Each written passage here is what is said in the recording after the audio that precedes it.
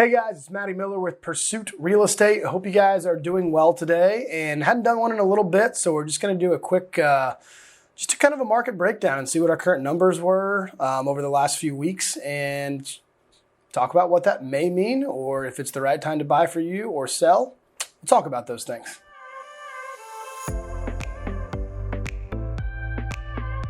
All right, so the first thing that a lot of people ask me, obviously, when I go out, talk to people, hey, how's the market? How's the market? How's the market? Well, and depending on if they're asking, some people might generally be just curious, and some people might have a reason why they're asking.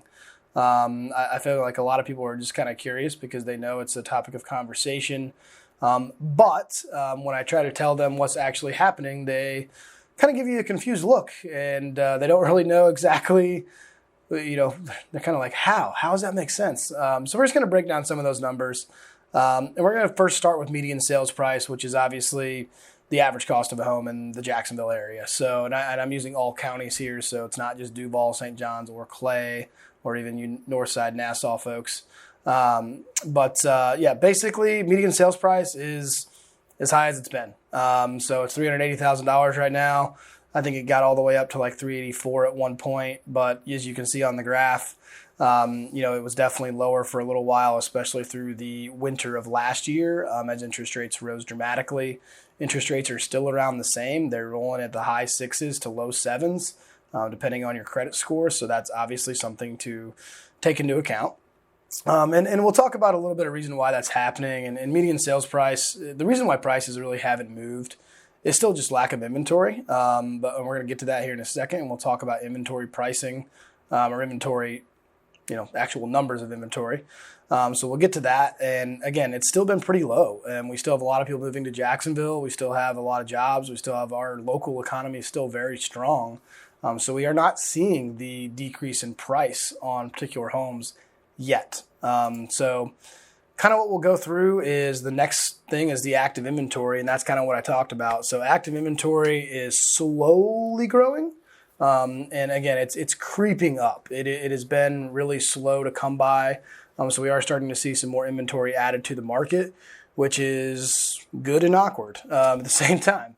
The more inventory we have, the more pricing should come back down a little bit and stabilize. However, it's been such a slow growth that we haven't hardly seen any of that. And we're also talking about this in the middle of the summer. So these numbers are from July. It is now August. So we'll kind of revisit those when we get a chance. But typically, if we're seeing inventory being added during those summer months, there's an indication that activity typically does slow down once school starts going back in and heading into the holidays. So we could even see more inventory adding to and relieving a little bit of stress on the pricing heading towards the fall. Again, not an economist, but I'm just looking at trends and what could happen. And also for a lot of people asking, that's probably good news for you if you're looking to buy. Or if you're looking to sell, maybe do it now. Might be a good idea. Next kind of thing we're going to look at is closed sales. Closed sales is basically a key indicator for us. We're just looking at strictly the amount of properties that have sold. So you kind of see this number jumps around kind of week to week, but for the most part, it stayed pretty steady. We actually had one of our worst weeks back in the middle of July, which was, again, kind of weird. It kind of rebounded a little bit, but not crazy. So we're still kind of looking at those springtime numbers that were pretty low. So we are seeing that go down. We'll check it again here in a couple weeks. Again, these are weekly numbers, so they do tend to kind of jump around a little bit. But it's a good indication of kind of what's going on activity-wise in every market. So moving on to weeks supply of inventory. Weeks supply of inventory is pretty simple. It's literally if we added no more properties onto the market, how many weeks would it take before we'd be out of properties to buy? And currently that market's 14.2, which is a little bit down from what it was the prior week. The highest that we had was back in January, which again, when interest rates went crazy, and it's January. So we're starting to see that number increase in July. Again, another indicator that could be a slowdown on the horizon. Again, not sure, but at the same time, our lack of inventory is still keeping the market moving strong and prices haven't moved. So there's obviously still people out there looking to purchase and sell. So it is clearly still moving. New listings, we actually saw the highest amount of new listings come on the market as of July 15th, which was That's a good indicator that a lot of people, I think, are trying to sell before the school starts, before the summertime is really over. So we've had a lot of properties hit the market this last time, and maybe that's a factor of, hey, we're starting to see the market come back down, and anybody that was willing to sell might be going to do that now. So if you are looking to sell, please give me a shout. Or if you have any questions on that, please let me know. The last thing I always want to hit this. A lot of people think when we got in that crazy market, as far as like, hey, I'm getting above asking price and I'm doing this, and we had 8 offers and they were all above asking. This has been the busiest time of the year for us. Obviously, June, July, May, June, July is the busiest time of the year for us typically. As you can see on this graph, you're looking at percent of list price received. Going back into the fall and, well, not even the fall, probably more of the summertime of 2022 into the springtime, almost every property was getting above listing price.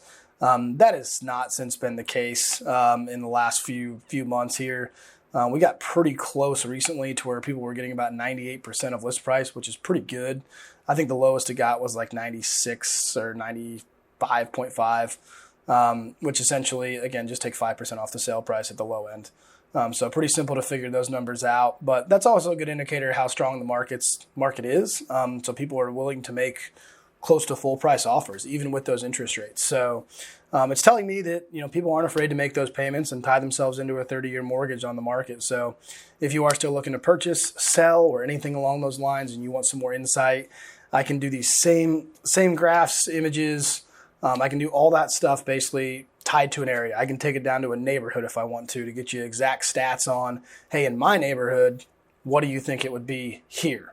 So if you are interested in any of those numbers and curious about what you should do, or you have an idea or you've already thought or committed to that idea, but you need somebody to help you, give me a shout. My name is Matty Miller with Pursuit Real Estate. Hope you guys have a great day and stay cool out there.